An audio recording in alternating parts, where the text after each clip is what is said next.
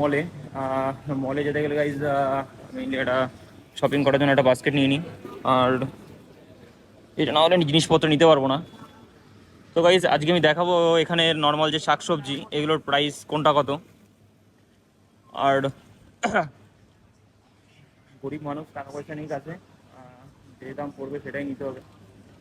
আর এই যে গাইজ সামনে তোমার যত টমেটো আছে আর জিনিসপত্রগুলো সব অ্যাভেলেবেল আছে এখানে। আর আমাদের মেইনলি লাগবে গাইজ পেঁয়াজ লাগবে। ওই পেঁয়াজের রেট কত আছে আজকে? তো গাইজ এই যে পেঁয়াজের রেট হচ্ছে 1 কিলোর দাম হচ্ছে 110 টাকা সামথিং, দারুণ রেট। আর গাইস এই যে হচ্ছে আমাদের আলু। এই আলুগুলো আমাদের ইন্ডিয়ার মতনই সেম, সেম টু সেম। এই আলুর রেট সামথিং কালকে নিয়েছিলাম 2 কিলো আলু 600 টাকা দিয়ে, মানে পার কিলো 300 টাকা করে পার কিলো।